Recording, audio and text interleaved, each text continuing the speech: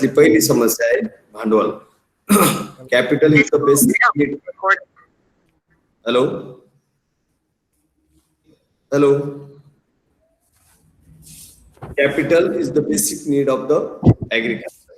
भांडवल हे अति आवश्यक घटक आहे शेतीमधला.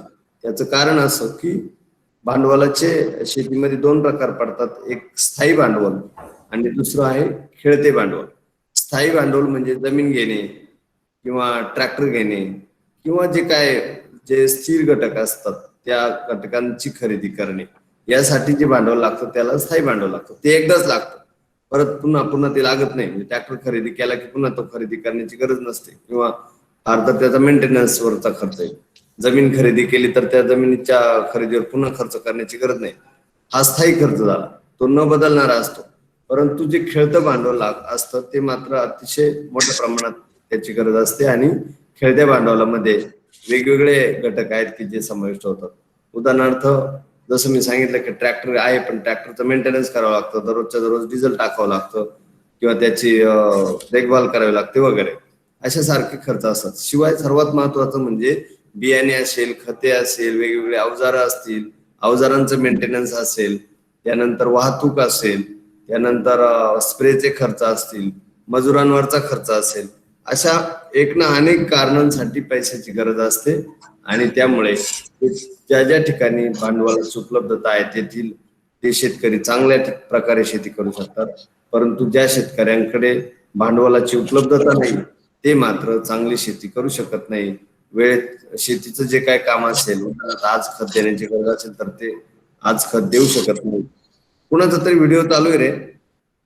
हॅलो नाही सर, माईक कर ना चालू बंद. यांचा आहे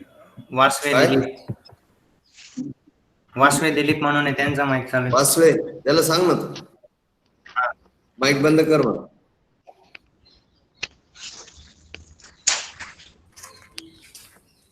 तर ज्या ठिकाणी ज्या ज्या कारणांसाठी भांडवलाची किंवा पैशाची गरज असते ते भांडवल त्या शेतकऱ्याकडे नसल्यामुळे त्या ठिकाणी चांगल्या प्रकारे शेती करता येऊ शकत नाही आणि त्यामुळे शेतीवर परिणाम होतो.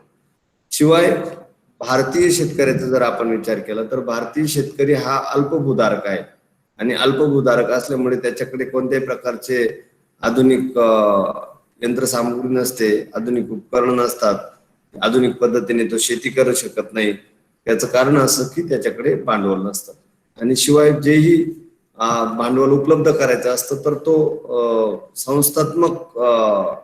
संस्थांकडून किंवा ज्या इलिगल संस्था आहेत त्या संस्थांकडून त्या ठिकाणी भांडवलाची उभारणी करतो. म्हणजे काय, एकतर तो सावकाराकडनं पैसे घेईल किंवा नातेवाईकांकडे पैसे घेईल किंवा मोठ्या जमीनदाराकडून पैसे घेईल वगैरे. म्हणजे काय, या लोकांना त्या वेळेस संस्था म्हणजे ज्या लिगल संस्था आहेत, कायदेशीर संस्था आहेत, उदाहरणार्थ बँक असेल, सहकारी पतसंस्था असेल, सहकारी सोसायटी असेल, यांच्याकडून कर्ज ते घेत नाही. त्याची अनेक कारण आहेत, त्याचा आपण इथे विचार करणार नाही. परंतु यांच्याकडून कर्ज न घेतल्यामुळे आणि असे किंवा हात उसनवार पैसे घेतल्यामुळे त्या ठिकाणी कर्ज वाढत जातं आणि शेवटी कर्ज वाढत गेल्यामुळे त्यांचं ते कर्ज पूर्ण न केल्यामुळे पुन्हा ते जास्तच कर्जामध्ये बुडतात आणि शेवटी शेती विकणे किंवा शेती गहाण ठेवणे यासारखे पर्याय ते निवडतात. म्हणजे थोडक्यात काय, जेही भांडवल असतं ते संस्था ज्या कायदेशीर आहेत त्यांच्याकडून न घेता बेकायदेशीर रित्या ते कर्ज किंवा भांडवल उपलब्ध करत असतात. आणि त्या भांडवलाची उभारणी केल्यानंतर इतर जे आहेत बेकायदेशीर संस्था, उदाहरणार्थ सावकार असेल, सावकार जास्त प्रमाणात व्याज लावतात, व्याज आकारतात किंवा उसनवार घेतलेले पैसे त्यांना वेळेत द्यावे लागतात वगैरे वगैरे.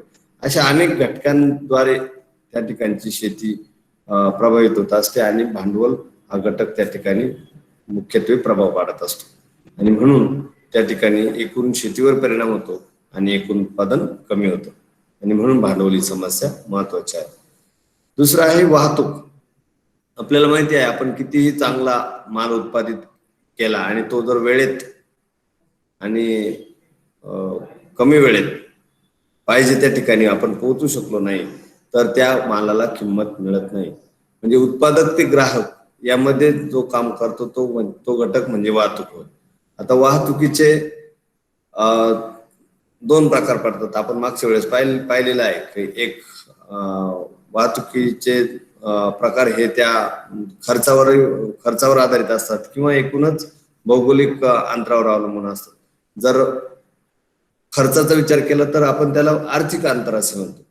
कारण काय की किती खर्च येतोय एका ठिकाणाहून दुसऱ्या ठिकाणी जाण्यासाठी, किती खर्च येतो हे ते अंतर ठरवत असतं आणि तो खर्च ठरवत असतो. जर खर्च कमी येत असेल तर ते कमी आर्थिक अंतर आहे आणि खर्च जास्त असेल तर जास्त आर्थिक अंतर आहे असं मानलं जातं. आणि म्हणून या वाहतूक हा घटक देखील महत्वाचा आहे. आता वाहतुकीमध्ये जे महत्वाचे घटक आहेत तो म्हणजे रस्ते मार्ग आणि लोहमार्ग यांची भूमिका अतिशय महत्वाची असते. रस्ते किती चांगले आहेत, किती रुंदीचे आहेत, किती लांबीचे आहेत, शिवाय किती जाडीचे आहेत याला सुद्धा महत्व आहे. कारण कारण काय की जर तुमची रस्त्यांची आणि रेल्वेची वाहतूक यंत्रणा चांगली असेल, विकसित झालेली असेल तर निश्चितपणाने हा माल वेळेत ग्राहकापर्यंत पोहोचू शकेल आणि त्या ठिकाणी चांगली किंमत त्याच्या मालाला मिळू शकेल. सर्वात महत्वाचं म्हणजे शेतीतील उत्पादन हे बहुतांश पेरिशेबल असतात, म्हणजे नाशवंत असतात आणि हा नाशवंत माल वेळेच्या आत जोपर्यंत ग्राहकापर्यंत पोहोचत नाही तोपर्यंत त्या मालाला किंमत मिळत नाही. उदाहरणार्थ दूध असेल, भाजीपाला असेल, फळे असतील, फुले असतील, ही सर्व नाशवंत उत्पादनं आहेत आणि या उत्पादनांचा उपयोग तेव्हाच होईल जेव्हा ती वेळेत पोहोचतील आणि वेळेत तेव्हाच पोहोचू शकतील जेव्हा वाहतूक यंत्रणा विकसित झालेली असेल. भारताच्या संदर्भात बोलायचं ठरलं तर भारतात वाहतुकीचं जाळं विकसित झालेलं आहे, परंतु त्याच्यामध्ये एक सुसह्यता या अर्थाने ऍक्सेसिबिलिटी म्हणजे कनेक्टिव्हिटी आहे पण ऍक्सेसिबिलिटी नाही. कनेक्टिव्हिटी कशी आहे? उदाहरणार्थ आपण रेल्वेचा विचार केला तर रेल्वेचे 3 प्रकार पडतात त्याच्या रेल्वे ट्रॅकच्या प्रकारानुसार, रेल्वे ट्रॅकनुसार. तर काही रेल्वे ट्रॅक हे मीटर गेज आहेत, काही रेल्वे ट्रॅक हे नॅरो गेज आहेत, तर काही रेल्वे ट्रॅक हे ब्रॉड गेज आहेत. मग मीटर गेज वरून नॅरो गेजवर, नॅरो गेज वरून ब्रॉड गेजवर किंवा नॅरो वरून मीटरवर आणि मीटरवरून ब्रॉड गेजवर जाताना त्या ठिकाणी अडचणी येतात आणि या अडचणी आल्यामुळे तो माल पुन्हा अपलोडिंग आणि अनलोडिंग करावा लागतो. म्हणजे जो माल अपलोड केलेला आहे पुन्हा तो अनलोड करणार आणि अनलोड करून पुन्हा तो अपलोड करणार. याच्यामध्ये खर्च वाढतो. खर्च वाढून शिवाय त्या मालाची हाताळणी होते आणि ती मालाची हाताळणी झाली की त्याची दर्जा किंवा त्याची प्रत खालावते आणि आपल्याला माहिती आहे की जेव्हा अशा प्रकारचा दर्जा खालावतो त्यावेळेस त्या ग्राहकाला ती वस्तू किंवा ते उत्पादन घेण्याची इच्छा होत नाही, कारण त्याची प्रत खालावलेली असते, त्याची गुणवत्ता खालावलेली असते आणि म्हणून त्या मालाला किंमत मिळत नाही. म्हणजे वाहतूक ठरवतं. वाहतूक जर सुसह्य असेल म्हणजे सहज होत असेल, जलद होत असेल, वेळेत होत असेल आणि डायरेक्ट एकाच प्रकारच्या वाहतूक मार्गानुसार होत असेल, म्हणजे रेल्वेनेच होत असेल किंवा रस्त्यानेच होत असेल किंवा जहाज वाहतुकीनेच होत असेल किंवा हवाई वाहतुकीने होत असेल, यावर त्या मालाची किंमत ठरत असते. आणि जितके वाहतुकीचे प्रकार बदलतील, जितके वाहतुकीचे मार्ग बदलतील, तितक्या त्या मालाची हाताळणी जास्त होईल. ती मालाची जास्त हाताळणी झाली की त्याची किंमत कमी होते, कारण त्याचा दर्जा घसरतो आणि त्याला किंमत मिळत नाही किंवा ग्राहक ते घेण्यास तयार नसतो. हे आपल्याला वाहतूक या घटकातून सांगता येतं. काही शास्त्रज्ञांनी त्या संदर्भात आपली मतं मांडलेली आहे की किती अंतर ठरवल्यानंतर किती अंतर प्रवास केल्यानंतर त्याला सहज शक्य असं ग्राहकापर्यंत पोहोचवता येईल. तर त्यांनी असं सांगितलेलं आहे की 8 किलोमीटर जर अंतर असेल तर त्याला ऍक्सेसिबल अंतर असं म्हणतात किंवा सिम्पली ऍक्सेसिबल असं म्हणतात. 8 किलोमीटर पेक्षा कमी अंतर असेल तर त्याला फेअरली ऍक्सेसिबल म्हणतात आणि 8 किलोमीटर पेक्षा जास्त अंतर असेल तर त्याला इनऍक्सेसिबल अंतर असं म्हणतात. म्हणजे ऍक्सेसिबल, फेअरली ऍक्सेसिबल आणि इनऍक्सेसिबल म्हणजे सहज पोहोचता येण्याजोगे आणि न पोहोचता येण्याजोगे अशी 3 अंतर त्यांनी त्या ठिकाणी ठरवलेली आहेत आणि यानुसार त्या ठिकाणी तो माल पोहोचवला जातो. आता बहुतांश भारतातली ठिकाणं ही फेअरली ऍक्सेसिबल आहेत, सहज पोहोचता येण्याजोगे आहेत, परंतु त्यामध्ये रस्त्यांचे जे प्रकार आहेत ते भिन्न असल्या कारणाने त्या मालाची पुन्हा चढ उतार केली जाते आणि त्यामुळे त्याची प्रतवारी कमी होते. काही ठिकाणी आता शासनाने अशी सुरुवात केली आहे की जास्तीत जास्त जी खेडी आहेत ती मुख्य रस्त्यांना जोडण्याचं काम सुरू केलेलं आहे आणि कोणतंही खेड किंवा कोणतंही गाव हे 3 किलोमीटर पेक्षा जास्त दूर मुख्य रस्त्यापासून राहणार नाही अशी काळजी घेण्याचं काम आता सरकार सध्या करत आहे. तरी परंतु त्यालाही मर्यादा आहेत, कारण काही खेडे ही बहुतांश डोंगराळ प्रदेशात आहेत किंवा बहुतांश अशा ठिकाणी आहेत की जिथे वाहतुकीची साधनं पोहोचू शकत नाहीत वगैरे वगैरे. त्यामुळे वाहतूक हा घटक त्या ठिकाणी प्रभावीपणे परिणाम करतो आणि ही मोठी आर्थिक समस्या आहे. पुढचा पॉइंट आहे विपणन. विपणन म्हणजे मार्केटिंग. तर विपणनाच्या संदर्भात जर आपण पाहिलं तर कोणतेही माल विकण्यासाठी आपल्याला विपणन यंत्रणा विकसित करावी लागते. आता शासनाने मोठमोठ्या बाजारपेठा तयार केलेल्या आहेत किंवा बाजार समित्या तयार केलेल्या आहेत तालुका स्तरावर. काही उपसमित्याही तयार केलेल्या आहेत. उदाहरणार्थ निफाडला जर बाजार समिती असेल तर पिंपळगावला उपसमिती असते किंवा लासलगावला उपसमिती असते. म्हणजे तालुका स्तरावर बाजार समित्या आणि त्यानंतर उपसमित्या. किंवा पिंपळगाव सारखी मोठी बाजारपेठ असेल तर त्या ठिकाणी विपणन करणं सोपं होतं, मार्केटिंग. आता या मार्केटिंग मध्ये काय समस्या आहे तर त्या ठिकाणी जे व्यापारी असतात किंवा आडतदार असतात, या आडतदारांकडून आणि व्यापाऱ्यांकडून शेतकऱ्यांची मोठ्या प्रमाणात पिळवणूक केली जाते. म्हणजे काय, आता उदाहरणच द्यायचं ठरलं तर उदाहरणार्थ तुम्ही आता टोमॅटोला माहिती आहे तुम्हाला की मार्केट भरपूर आहे, बरोबर. परंतु तुम्ही काही तो माल असा वेट करून विकत नाही, फक्त कॅरेट मध्ये भरता आणि तो माल त्या ठिकाणी विकता की 20 कॅरेट आहे किंवा 40 कॅरेट आहे किंवा 50 कॅरेट आहे वगैरे. परंतु त्याचं नंतर मात्र व्यापाऱ्याने घेतल्यानंतर मात्र तो वजनावर विकत असतो. म्हणजे काय, शेतकऱ्याला ढोबळ मानाने तो माल विकावा लागतो आणि व्यापारी मात्र तो तंतोतंतपणे वजन करून तो त्या ठिकाणी विकत असतो. म्हणजे अशा प्रकारे त्याची पिळवणूक केली जाते. शिवाय जो ठरलेला भाव आहे तो मिळेलच याची शाश्वती नसते. आणि समजा तक्रार आपण केली तरी काही शेतकऱ्यांचं असं म्हणणं असतं की आपल्याला दररोजच माल विकायचा असतो, त्यामुळे जास्त आपण तक्रार करणं किंवा इतर गोष्टींच्या संदर्भात आपण प्रश्न निर्माण करणं आपण हे योग्य ठरणार नाही. आणि म्हणून अशा प्रकारे शेतकरी तिथे घाबरत असतात किंवा त्यांना भीती वाटत असते की आपला माल पुन्हा उद्या व्यापारी घेतील किंवा घेणार नाही वगैरे वगैरे. अशा सारख्या घटना तिथे घडत असतात आणि म्हणून ही देखील एक समस्या आहे, विपणनातील एक समस्या आहे. आता शासनाने मोठ्या प्रमाणात त्या ठिकाणी खरेदी केंद्र विकसित केलेले आहेत. म्हणजे सरकार खरेदी करणार. उदाहरणार्थ सोयाबीन असेल, तांदूळ असेल, गहू असेल, ज्वारी असेल, बाजरी असेल, मका असेल, या पिकांची खरेदी शासन करतं किंवा सरकार करतं. आणि सरकारने जो ठरवून दिलेला हमी भाव आहे त्या हमी भावाने ती खरेदी केली. परंतु हमी भाव जर समजा सोयाबीनसाठी 4,000 असेल तर तो व्यापारी कधीच 4,000 तुम्हाला तो भाव देणार नाही, तर त्याच्यापेक्षा निश्चितपणाने कमी देईल. आणि सांगताना काय सांगणार की याच्यामध्ये माती आहे, याला थोडा पाऊस लागलेला आहे किंवा याचा रंग चांगला नाही किंवा याच्यामध्ये काही काळी कचरा आहे वगैरे, अशा सारखी कारणे सांगून त्या ठिकाणी शेतकऱ्याची पिळवणूक केली जाते. केवळ हेच नाही तर त्या ठिकाणी जे हे असतात आडतदार असतात किंवा हमाल असतात, या हमालांकडून सुद्धा त्यांची पिळवणूक केली जाते. म्हणजे अनलोडिंगला ज्यावेळेस शेतकऱ्यांकडून अनलोडिंग केलं जातं शेतकऱ्याचा माल म्हणजे खाली उतरवला जातो, त्याचबरोबर तेही पैसे घेतले जातात आणि पुन्हा व्यापाऱ्याच्या गाडीमध्ये अपलोड करण्यासाठी काही व्यापारी पुन्हा शेतकऱ्याकडूनच पैसे घेत असतात. शिवाय आडत जी आहे म्हणजे 8% किंवा 4% अशा पद्धतीने ती केली जाते.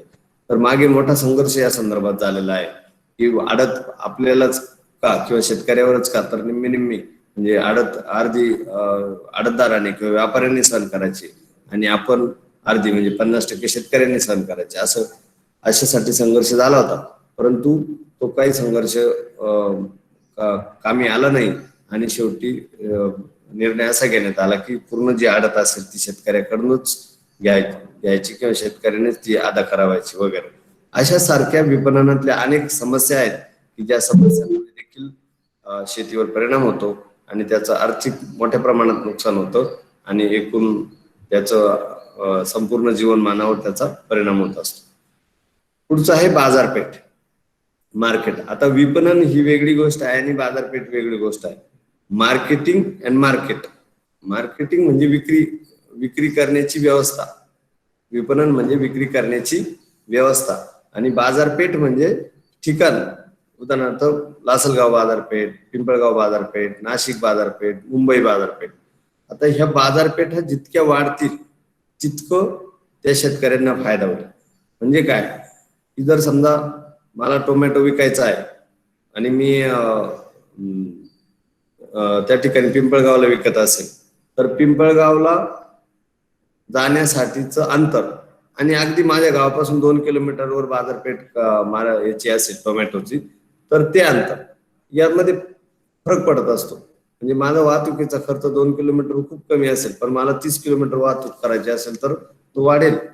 याला आर्थिक अंतर आपण म्हटलेलं आहे. आणि म्हणून बाजारपेठेची ऍक्सेसिबिलिटी किंवा कनेक्टिव्हिटी किती आहे, मार्केट किती जवळ आहे तुम्हाला कोणत्याही उत्पादनासाठी, त्यावर तुमचं नफा अवलंबून असतो. जितकं वाहतुकीचं अंतर वाढेल तितका तो खर्च वाढेल, की जो आपल्याला खेळत्या भांडवलामध्ये आपल्याला माहिती आहे की वाहतुकीसाठी खर्च येतो.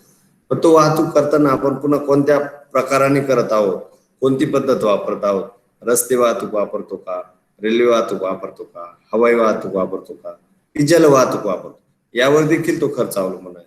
आणि शिवाय बाजारपेठेमध्ये काय काय सुविधा आहेत, म्हणजे शेतकऱ्यांना राहण्यासाठी सुविधा आहे का. उदाहरणार्थ माल विकला गेला नाही तर त्याला रात्री तिथे थांबण्याची गरज आहे का, त्या ठिकाणी त्याच्या जेवणाची व्यवस्था आहे का, नाश्त्याची व्यवस्था आहे का, चहाची व्यवस्था आहे का, किंवा जर त्याला इतर काही गरज असेल तर ती भागवण्याची क्षमता त्या बाजारपेठेमध्ये आहे का, वगैरे या सर्व गोष्टी त्या ठिकाणी परिणाम करत असतात. म्हणजे बाजारपेठेची कनेक्टिव्हिटी आणि ऍक्सेसिबिलिटी हा घटक देखील महत्वाचा आहे. आता जर संपूर्ण जगाचा विचार केला तर युरोपियन देशांनी मोठ्या प्रमाणात बाजारपेठ विकसित केली आहे किंवा त्या ठिकाणी सोयीसुविधा दिलेल्या आहेत, परंतु आपल्याकडे अजून एवढ्या सोयीसुविधा नाहीत. आणि जास्त जितकी संख्या वाढेल, बाजारपेठांची संख्या जितकी वाढेल तितका त्या ठिकाणी स्पर्धा तयार होईल, व्यापाऱ्यांमध्ये स्पर्धा तयार होईल आणि निश्चितपणाने त्या ठिकाणी शेतकऱ्यांना जास्त मालाला जास्त किंमत मिळेल आणि त्या ठिकाणी नफा होऊ शकेल. आणि म्हणून बाजारपेठ हा घटक देखील महत्वाचा आहे.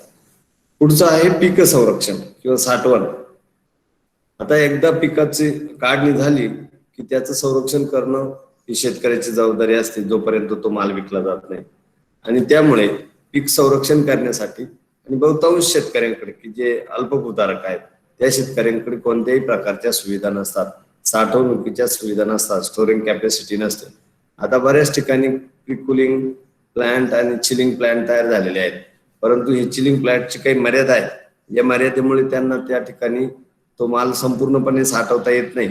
जे मोठे शेतकरी आहेत किंवा आता काही ठिकाणी पिंपळगाव सारख्या ठिकाणी काही 4, 5, 10 शेतकरी एकत्र येऊन चिलिंग प्लांट किंवा कूलिंग प्लांट किंवा स्टोरेज किंवा वेअर हाऊसेस तयार करण्यात आलेले आहेत. आणि म्हणून या वेअर हाऊसेसचा स्टोरेजचा वापर करून त्या ठिकाणी माल साठवला जातो. परंतु ते फक्त 4-5 किंवा ज्यांनी तो सभासदत्व घेतलेला आहे त्यांनाच तो माल साठवता येतो आणि बाकीच्यांना मात्र पर्याय नसतो. त्यांना तो माल विकल्याशिवाय पर्याय नसतो, तो विकावाच लागतो. आता हे करण्यामागे मुख्य कारण काय आहे, एकतर महत्वाचं म्हणजे साठवण्याची क्षमता नसल्यामुळे किंवा साठवण्याच्या सोयी नसल्यामुळे माल विकावा लागतो. दुसरं असं कारण आहे की साठवण जरी असली, समजा काही शेतकऱ्यांकडे साठवण्याची क्षमता आहे, उदाहरणार्थ आता सध्या कांद्याचं आहे, ज्यांच्याकडे साठवण क्षमता होती त्यांनी कांदे साठवले आणि ज्यांना साठवण क्षमता नव्हती त्यांनी मात्र विकून टाकले. आणि त्यामुळे जो भाव आज 4,000, 5,000, अगदी काहींचं तज्ञांचं म्हणणं तर असं आहे की 10,000 म्हणजे 100 रुपये किलो पर्यंत कांदा जाण्याची शक्यता आहे. तर हा फायदा त्यांनाच होईल ज्यांनी साठवण केलेली आहे. परंतु बरेच शेतकरी साठवण करत नाही, कारण त्यांना हात उसने घेतलेले पैसे द्यायचे असतात किंवा कर्जाचे पैसे द्यायचे असतात किंवा काही ठिकाणी व्यापाऱ्यांचे पैसे द्यायचे असतात वगैरे, खताचे पैसे द्यायचे असतात, मजुरांचे पैसे द्यायचे असतात, मशीनने काढणी केली असेल तर मशीनवाल्याचे पैसे द्यायचे असतात वगैरे. आणि म्हणून ते साठवण करत नाहीत. ते पिकाचं म्हणजे पीक बरोबर काढतात, वेळेवर काढतात, चांगलं उत्पादनही घेतात, परंतु त्याचं संरक्षण करू शकत नाही, साठवण करू शकत नाही आणि म्हणून त्या ठिकाणी त्याचं प्रचंड नुकसान होतं. आता बऱ्याच ठिकाणी ज्या ज्या ठिकाणी सोयी नसतील, समजा एखाद्या शेतकऱ्याकडे सोय नाही परंतु त्याला तो घरामध्येच साठवण्याची इच्छा आहे, तो घरामध्ये साठवतो. अशा वेळेस अनेक बुरशीजन्य रोग त्या पिकाला, त्या धान्याला, त्या उत्पादनाला लागतात. अनेक किडी लागतात, अनेक ठिकाणी बुरशी लागते, बुरशीजन्य रोग लागतात काही. आणि शिवाय आपल्याला माहिती आहे की उंदीर असेल, चिचुंद्री असेल, यासारखे प्राणी सतत त्या शेतकऱ्याचं धान्य किंवा शेतकऱ्याचा तो जो माल आहे तो खाण्याचा प्रयत्न करत असतात आणि यातूनही मोठ्या प्रमाणात त्याचं नुकसान होत असतं. शिवाय काही ठिकाणी कुजण्याची प्रक्रिया लवकर होत असते, काही धान्य लवकर कुजतं, ते फार काळ टिकत नाही, 6 महिन्यापेक्षा जास्त कालावधीच्या पुढे ते टिकत नाही. अर्थात सोयाबीन सारखे काही पिकं आहेत किंवा काही उत्पादन आहेत की ते 2-2, 3-3 वर्ष टिकू शकतात, परंतु याच्याकडे शेतकऱ्याकडे ही क्षमता नसल्यामुळे त्याला विकण्याशिवाय पर्याय नसतो आणि म्हणून तो शेवटी कमी भावामध्ये विकून टाकतो आणि जेव्हा जास्त भाव असतो आलेला असतो तेव्हा त्याच्याकडे तो माल किंवा ते उत्पादन शिल्लक राहिलेलं नसतं आणि म्हणून अशा प्रकारे कमी भावात माल विकला गेल्यामुळे त्याला आर्थिक समस्येला सामोरं जावं लागतं. अशा प्रकारे एकूण 5 ज्या आर्थिक समस्या आहेत त्या आर्थिक समस्यांचा आपण या ठिकाणी विचार केलेला आहे. तर पुढची जी समस्या आहे सामाजिक समस्या, तिचा विचार आपण पुढच्या आठवड्यात करूया. So today we stop here. Thank you very much.